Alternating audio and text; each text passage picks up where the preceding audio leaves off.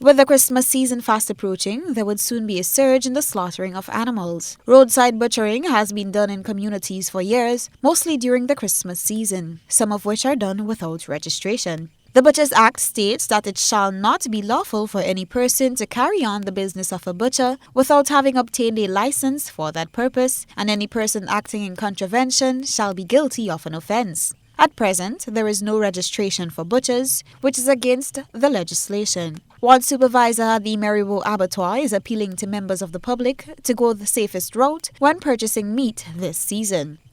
Karen Andel Samuel, who has worked over 10 years in the field, is advocating for the use of the abattoir services for individuals wishing to slaughter animals in efforts to prevent public health hazards.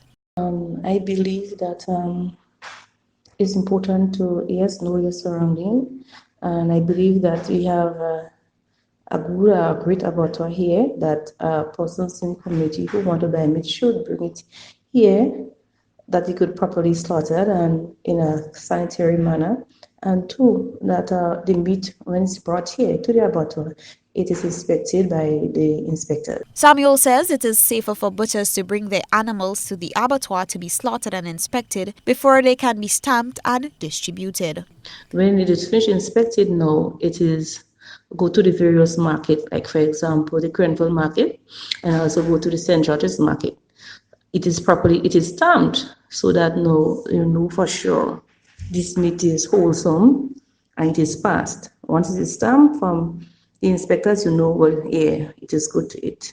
When selling or purchasing meat, it is important to examine not only the immediate surroundings, but the condition of the meat. I would not advise that, you know, we should come to know that food safety is important. So hence I could say, well, then you could look at the lesions on the body. For example, if the organs, like for example, the heart, the kidney and stuff have spots or lesions, these are important to look at. Sometimes you may want to buy. And sometimes if you have an off smell, maybe the color.